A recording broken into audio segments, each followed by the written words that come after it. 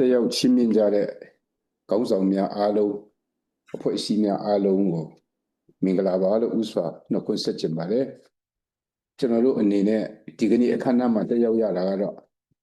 ချင်းညီနောင်များရဲ့နှစ်တာဆောင်ရွက်ချက်များအပေါ်မှာဂုဏ်ပြုခြင်းဖြစ်တယ်လို့တော်လှန်ရေးမှာကျွန်တော်တို့အင်အားစုစည်းမှုလိုတယ်ဆိုတဲ့အတိစိတ်ဓာတ်နဲ့ကျွန်တော်တက်ရောက်တာဖြစ်ပါတယ်ကျွန်တော်နှစ်ပတ်လည်နှစ်အတွင်းမှာကျွန်တော်တို့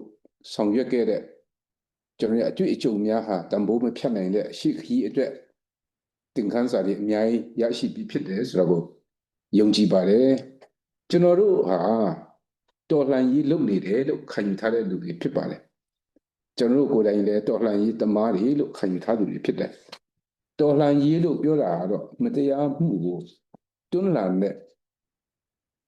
ဝါဟာရဖြစ်ပါတယ်ဒါကြောင့်ကျွန်တော်တို့ဟာတော်လှန်ရေးသမားတွေဖြစ်တယ်လို့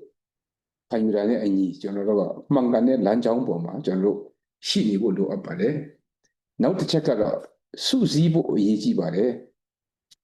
ရန်သူကိုကျွန်တော်တို့ကနဲ့အင်အားအခြားသော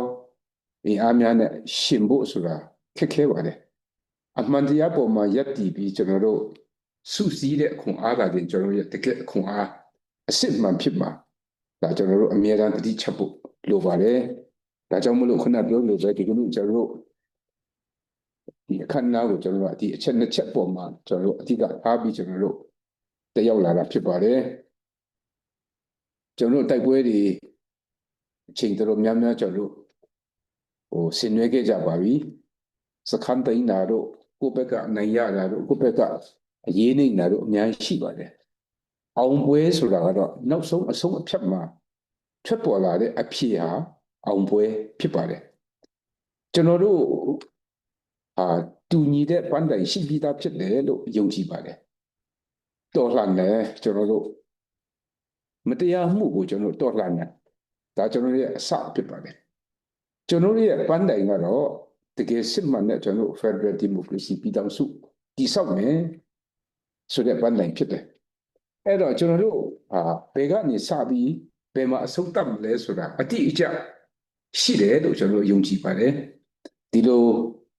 မှန်ကန်တဲ့လမ်းကြောင်းပေါ်သွားတဲ့အခါမှာကျွန်တော်တို့ကစုစုစည်းစည်းနဲ့တစ်ဖက်နဲ့တစ်ဖက်တယောက်နဲ့တယောက်ကျွန်တော်တို့ကနားလည်မှုအပြည့်နဲ့အချိတ်ဆက်ညီကျွန်တော်ဆောင်ရွက်ဖို့လိုပါတယ်မြန်မာနိုင်ငံရဲ့လို့ပေါ်ထွန်းလာတဲ့အချိန်ကလေးကကျွန်တော်တို့ဟာတစုတစည်းတဲ့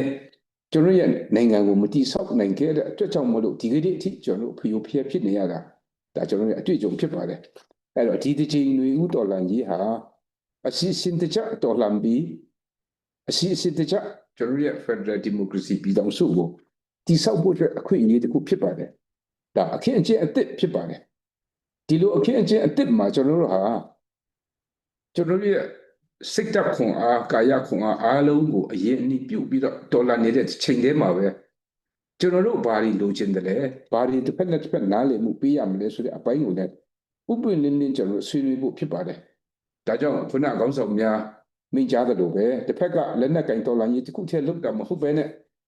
ကျွန်တော်ရဲ့အနာဂတ်အတွက်တည်ဆောက်နေတဲ့အချိန်ဖြစ်တယ်ဆိုတော့အမြဲတမ်းကျွန်တော်တို့ဒါကိုတတိချက်ပြီးမှတည်ဆောက်နေဖို့လိုပါတယ်စစ်တိုက်တာရဲ့အုပ်ချုပ်တာရဲ့နိုင်ငံရေးလုပ်တာရဲ့ပြည်သူ့ဝန်ဆောင်မှုပေးတာရဲ့ဆိုတဲ့ခေါင်းစဉ်တွေဟာတော်တော်ကွဲပြားပါတယ်စစ်တိုက်တဲ့လူဟာတချို့နိုင်ငံရေးကျွမ်းကျင်ခြင်းမှလည်းကျွမ်းကျင်မယ်ထိုနည်း၎င်းပဲအုပ်ချုပ်ရေးကဏ္ဍမှာတာဝန်ယူတဲ့လူကတော့အခြားတစ်ဖက်မှာသူ့အနေနဲ့အင်အားအပြည့်နဲ့လုပ်နိုင်ခြင်းမှလုပ်နိုင်မယ်ဒီဟာတွေအားလုံးကိုတစုတစည်းဒီစုစည်းပေးတဲ့ကျွန်တော်တို့ဥဆောင်ဥရွက်ပေးတဲ့စီမံကိန်းတွေလိုပါတယ်ဒါဟာစီမံကိန်းဒါတကယ်ကျွန်တော်တို့ရဲ့မဟာဗျူဟာဖြစ်ပါတယ်ဒီကနေ့ကျွန်တော်တို့အင်အားတွေကိုစုစည်းဖို့ပြောတဲ့အခါမှာတခါတလေမှာကျွန်တော်တို့စီမံအားလုံးအားမရပါဘူးကျွန်တော်တို့တိုင်းသားလူမျိုးတွေအသီးသီးမှာဒါကျွန်တော်တို့ညင်းပယ်လို့မရတဲ့အချက်ဖြစ်ပါတယ်ဒါကြောင့်မလို့လွန်ခဲ့တဲ့လတွေကဒီကျွန်တော်တို့ဒီကမှာချင်းညီနောင်တွေရောက်လာတဲ့အခါမှာကျွန်တော်ဥက္ကဋ္ဌကကျွန်တော်ကိုပြောပါတယ်ချင်းလူမျိုးတွေကိုငါတို့ကချစ်လေးရဲ့အတွေ့အကြုံပြောပြပါလို့သူကပြောတယ် အဲ့တော့ကျွန်တော်တို့လည်းဘယ်လိုအခက်အခဲတွေနဲ့ကျွန်တော်တို့ဖြတ်ကျော်ခဲ့တယ်လဲဆိုတော့ပြောပြပါတယ်ဒါပေမဲ့ကျွန်တော်တို့စုစည်းဖို့လိုပါတယ်ချောင်းလေးတစ်ချောင်းမှာရှိတဲ့ရေနေတတ်တော်တွေကတော့နည်းပါတယ်ချောင်းတွေ3-4ချောင်းအများကြီးပေါင်းစည်းပြီးမြစ်ကြီးဖြစ်လာတဲ့အေရောက်ဒီမြစ်ကြီးမှာရှိတဲ့ရေနေတတ်တော်တွေကပိုပြီးများပါတယ်ပိုပြီးအကျိုးပြုနိုင်ပါတယ်ပိုပြီးမှကျွန်တော်တို့အကျိုးရှိစွာနဲ့ကျွန်တော်တို့ဒီအေရောက်ဒီမြစ်ကြီးကိုအသုံးချနိုင်တယ်လို့ပဲကျွန်တော်ရဲ့အင်အားတွေအကုန်လုံးစုစည်းလို့ရှိရင်ဒါနိုင်ငံလုံးကိုကျွန်တော်တို့အကျိုးပြုနိုင်တဲ့ဝန်ဆောင်မှုပေးနိုင်တဲ့ကျွန်တော်တို့မြစ်ကြီးတစ်စင်းဖြစ်လာမယ်လို့မျှော်လင့်ပါတယ်ခုနပြောသလိုပဲကျွန်တော်တို့တိုက်ပွဲတွေအများရှင်ရွက်တဲ့အခါမှာကျွန်တော်တို့ရဲ့အရေးအမြစ်တွေဘယ်လောက်လိုအပ်တယ်လဲဆိုတာလည်းကျွန်တော်တို့လက်တွေ့သိပြီးသားဖြစ်တယ်ဒီလိုကြီးမားတဲ့အရေးအမြစ်တွေကိုလည်းတစ်ဖွဲ့ချင်းကျွန်တော်တို့ပြည်နယ်တစ်ခုချင်းအလိုက်ကျွန်တော်ဆောင်ရွက်နေလို့မရပါဘူးအဲ့တော့စုစည်းဖို့လိုပါတယ်စုစည်းတယ်လို့ပြောတဲ့အခါမှာကျွန်တော်တို့ CRPH ဥက္ကဋ္ဌကြီးခုနမိန့်ခွန်းပြောသွားသလိုပဲဘယ်သူကအထက်လဲဘယ်သူကအောက်လဲဆိုတဲ့အတွေ့အခေါ်တွေဟာကျွန်တော်တို့ကိုခဏခဏအနှောက်အယှက်ပေးပါတယ်ဒီလိုဟာမျိုးကိုတမင်တကာကျွန်တော်တို့အဖွဲ့ခြားသေးကိုခေါင်းသေးကိုရိုက်သွင်းတဲ့ဟာတွေကိုကျွန်တော်တို့နားထောင်လို့မရပါဘူးအဲ့တော့စုစည်းရမယ်တာဝန်ကိုယ်စီရှိတယ်ဆိုတဲ့ဟာကိုလည်းကျွန်တော်တို့တတိချက်ဖို့လိုပါတယ်ကျွန်တော်တို့ခုနပြောလို့ပဲကျွန်တော်တို့ရဲ့တော်လှန်ရေးဟာအဆုံးမှာကျွန်တော်တို့တကယ်ပဲ Federal Democracy ပြည်ထောင်စုကြီးကိုတည်ဆောက်မယ်ဆိုတဲ့ဒီမှချက်အတိအကျရှိပြီးသားဖြစ်တဲ့အတွက်ကြောင့်မလို့ဒီကနေ့ကျွန်တော်မမိတ်မတုံသွားဖို့လိုပါတယ်နောက်ဆုံးအနေနဲ့ကျွန်တော်အနေနဲ့ပြောချင်တာကတော့ကျွန်တော်တော်လှန်ရေးလူဦးတော်လှန်ရေးချိန်မှာကျွန်တော်အများကြီးအတွေ့အကြုံတွေရခဲ့ပါပြီမတူညီတဲ့ဒီအတွေ့အကြုံတွေကိုရှင်းဆက်ရမယ်ကျွန်တော်ဒီနိုင်ငံတစ်ခုရဲ့လှပတဲ့တည်ဆောက်မှုကျွန်တော်တို့ကတေချာအသုံးချနိုင်ဖို့လိုအပ်ပါတယ်ချင်းလန်းရဲ့အင်အားစုချင်းလန်းရဲ့အရေးအမြစ်ဟာကျွန်တော်တို့ Federal Democracy ပြည်ထောင်စုအတွက်တန်ဖိုးမဖြတ်နိုင်တဲ့ခွန်အားတွေဖြစ်ပါစေလို့လည်းဆုတောင်းပါတယ်